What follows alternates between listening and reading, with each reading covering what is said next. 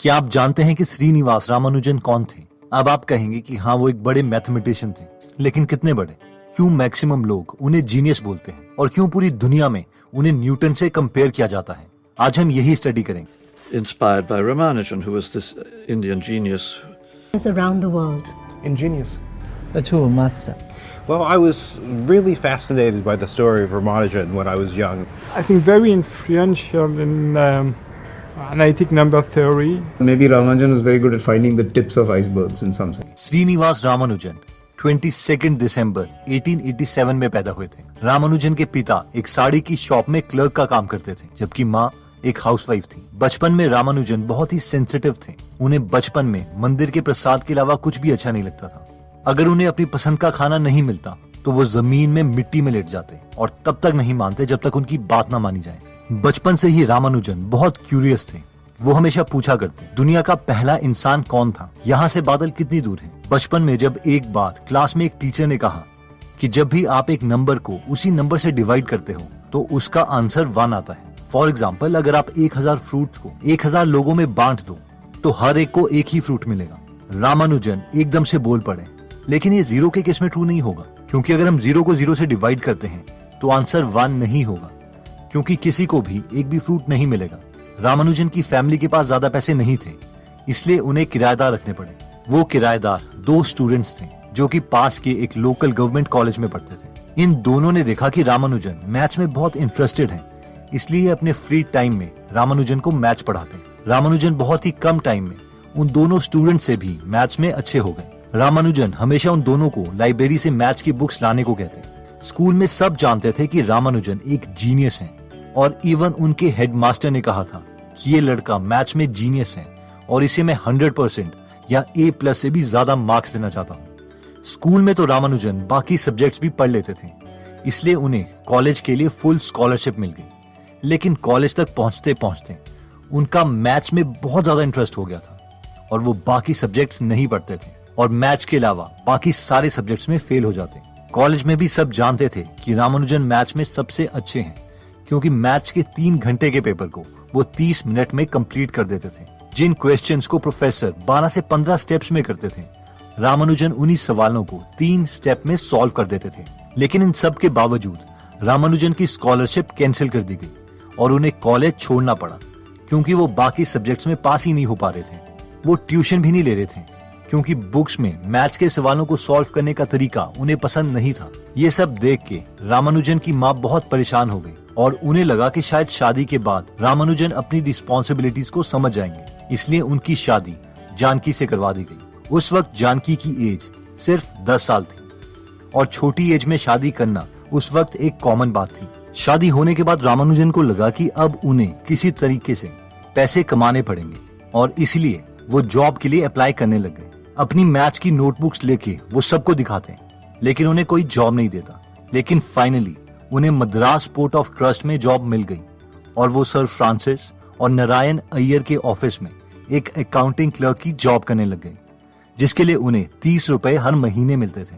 Sir Francis और नारायण अय्यर को पता था कि ये लड़का मैथ्स में बहुत अच्छा है, इसलिए वो रामानुजन की मदद करने लग गए। सर फ्रांसिस ने रामानुजन को एनकरेज किया कि वो कैम्ब्रिज यूनिवर्सिटी के प्रोफेसर्स को लेटर लिखें और अपना काम दिखाएं। फाइनली रामानुजन ने 3 प्रोफेसर्स को लेटर भेजा।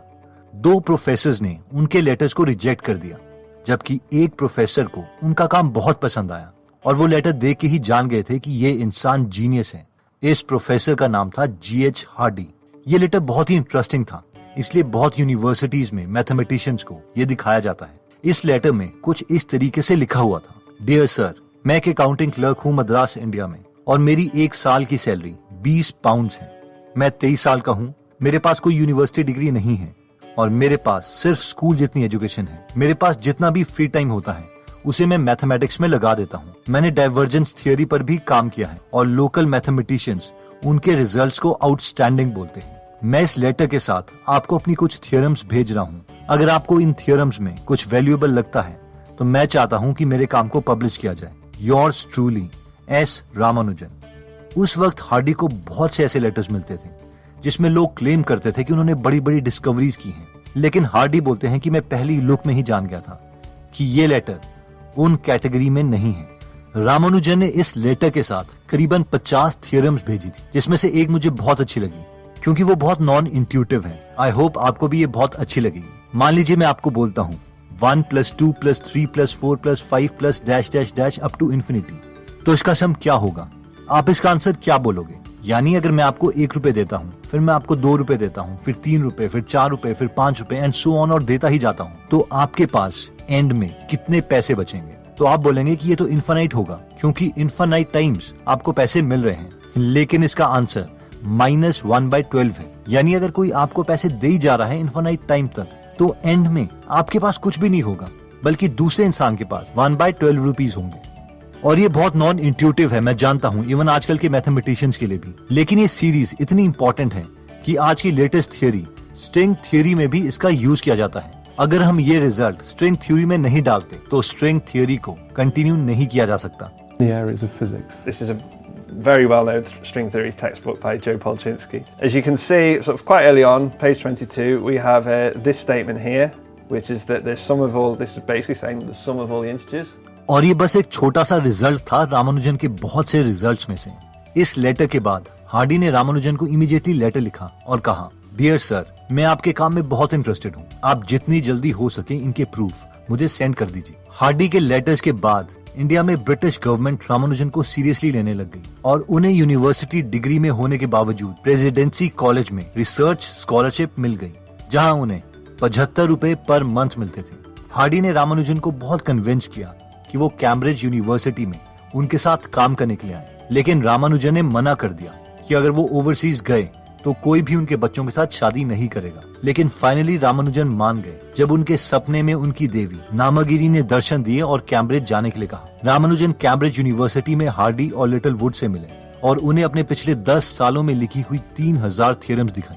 हार्डी ने रामानुजन को कन्विंस किया कि अगर वो अपने काम को पब्लिश करना चाहते हैं तो उन्हें उन थियरम्स के प्रूफ देने पड़ेंगे, क्योंकि रामानुजन डायरेक्टली आंसर लिख देते थे और प्रूफ नहीं देते थे। लेकिन नॉर्मल पब्लिक को समझाने के लिए हर स्टेप किस बेसिस पर आया है ये बताना जरूरी था, इसलिए रामानुजन ने कैम्ब्रिज में क्लासेस लेना स्टार्ट कर दिया। 1915 तक रामानुजन के 9 पेपर पब्लिश हो चुके थे, जिनमें modular equations and approximation to pi एक फेमस पेपर था। रामानुजन हमेशा भीड़ से अलग रहते थे। अब क्योंकि इंग्लिश लोग नॉन वेज खाते थे, इसलिए रामानुजन अपने कमरे में राइस, सांबर और फ्रूट्स खाते, जहाँ पर कैम्ब्रिज में बाकी इंडियंस बाहर घूमते। रामानुजन बहुत ही छोटे ग्रुप में या फिर अकेले ही रहना पसंद करते थे। इस वक्त वर्ल्ड वॉर 1 चल रही थी और उन्हें अपनी माँ और पत्नी की याद आ रही थी। रामानुजन चाहते थे कि उनकी पत्नी जानकी उनके साथ कैम्ब्रिज आ जाए, लेकिन रामानुजन की माँ ऐसा नहीं चाहती थी, इसलिए वो रामानुजन के लेटर्स जानकी को नहीं दिखाती और जानकी के लेटर्स को रामानुजन तक नहीं पहुंचने देती थी। रामानुजन बहुत दुखी हो गए थे क्योंकि उन्हें अपने लेटर्स का कोई जवाब नहीं मिल रहा था। वो बहुत बीमार भी होने लग गए। चेकअप के बाद उन्हें पता चला कि उन्हें ट्यूबरक्लोसिस है। वो इतने दुखी हो गए कि एक बार वो एक ट्रेन के आगे कूद गए। लकीली गार्ड ने ट्रेन रुकवा दी और वो बच गए, लेकिन पुलिस ने उन्हें अरेस्ट कर दिया। हार्डी वहां पर पहुंचे और उन्होंने झूठ कह दिया कि रामानुजन रॉयल सोसाइटी के फेलो हैं, इसलिए उन्हें अरेस्ट ना किया जाए। जब पुलिस ने कंफर्म किया तो उन्हें पता चला कि रामानुजन एक फेमस मैथमेटिशियन है, इसलिए उन्हें छोड़ दिया गया। लेकिन ये झूठ बहुत ही जल्दी सच हो गया और रामानुजन को एक्चुअल में रॉयल सोसाइटी का फेलो बना दिया गया और रामानुजन से एस रामानुजन FRS बन गए। जिन्हें नहीं पता, FRS एक बहुत ही सिग्निफिकेंट ऑनर है जो कि बहुत ही फेमस साइंटिस्ट को मिला है, जैसे कि आइजैक न्यूटन, माइकल फैराडे और Albert Einstein. Indian mathematical society में रामानुजन की बहुत तारीफ हुई और जर्नल के फ्रंट पेज में उनका नाम पब्लिश किया गया। रामानुजन को लगा कि इंडिया जाके शायद उनकी तबीयत ठीक हो जाएगी, इसलिए वो इंडिया वापस चले गए। लेकिन इंडिया वापस आके उनकी तबीयत और बिगड़ गई। उन्हें बहुत पेन होता था, लेकिन फिर भी वो मैथ्स की प्रॉब्लम सॉल्व करते रहते और अनफॉर्चुनेटली 1 साल के बाद उनकी डेथ हो गई और वो बहुत ही छोटी उम्र में 32 साल में मर गए। हार्डी को जब इस बात का पता चला तो वो बहुत ही दुखी हुए। हार्डी कहते हैं कि मैं बहुत लकी हूँ कि रामानुजन ने मुझे लेटर लिखा और सबसे पहले वो मुझे मिले। रामानुजन से मैंने बहुत कुछ सीखा है। मरने से 3 महीने पहले रामानुजन ने हार्डी को एक लेटर लिखा था। उन्होंने अपनी हेल्थ के बारे में उस लेटर में कुछ नहीं बताया था और बस यही लिखा था कि मैंने रिसेंटली बहुत ही इंटरेस्टिंग फंक्शंस डिस्कवर किए हैं, जिन्हें मैं मॉक थीटा फंक्शंस कहता हूँ। ये मैं आपको सेंड कर रहा हूँ। आई होप आपको पसंद आएंगे। तो दोस्तों, इस वीडियो में हमने श्रीनिवास रामानुजन की लाइफ स्टोरी के बारे में देखा, जब भी मैं रामानुजन की स्टोरी के बारे में पढ़ता हूँ तो मुझे हमेशा दो चीजों से काफी दुख होता है। एक तो यह है कि रामानुजन 32 साल में ही मर गए। अगर वो एक नॉर्मल लाइफ स्पैन भी जीते, जैसे कि 60 से 70 साल, तो वो बहुत सी डिस्कवरीज कर सकते थे। दूसरा दुख मुझे इस बात का होता है कि जब तक ब्रिटिशर्स ने रामानुजन के टैलेंट को नहीं पहचाना, इंडिया में उनकी कदर नहीं हुई। और अगर वो हार्डी को लेटर नहीं लिखते तो शायद हमें उनके बारे में पता भी नहीं होता। और इससे बड़े दुख की बात तो ये है कि क्या ऐसे केसेस एक्चुअल में इंडिया में हुए होंगे कि कोई टैलेंटेड तो है लेकिन उसके टैलेंट को हम पहचान ही नहीं पाए, इसलिए उसका कभी पता ही नहीं चला और शायद वो ऐसे ही स्ट्रगल करते करते रह गया। एनीवेज दोस्तों, आई होप इस वीडियो से आप जरूर इंस्पायर हुए होंगे। और अगर आपको लगता है कि आपकी फैमिली में कोई ऐसा है जिसे ये वीडियो सुननी चाहिए, तो ये वीडियो उनके साथ जरूर शेयर कीजिए ताकि वो भी समझ पाए कि एनीथिंग इज पॉसिबल। और मैथ्स एक्चुअल में इंटरेस्टिंग है, सिर्फ कोई अच्छा पढ़ाने वाला नहीं मिला। अगर आप रामानुजन की biography the man who knew infinity की डिटेल समरी सुनना चाहते हैं तो आप हमारी गूगल ऐप डाउनलोड कर सकते हैं, जहां पर स्वामी विवेकानंद से लेके स्टीव जॉब्स, इलॉन मस्क सबकी बायोग्राफी फ्री में हिंदी में अवेलेबल है। यहाँ पर 120 से ज्यादा फ्री समरीज अवेलेबल हैं और हर हफ्ते संडे को हम एक फ्री समरी इसमें ऐड करते हैं। अगर आप इस ऐप में इंटरेस्टेड हैं तो इस ऐप का लिंक मैं डिस्क्रिप्शन में दे दूंगा। एनीवेज, अगर आप ऐसी नॉलेजेबल वीडियोस मिस नहीं करना चाहते तो सब्सक्राइब करने के बाद बेल का बटन जरूर दबा दीजिए। आप हमें कमेंट करके ये भी बता सकते हैं कि आप नेक्स्ट वीडियो किस टॉपिक पर चाहते हैं। जल्दी हम आपसे दोबारा मिलेंगे। जय हिंद।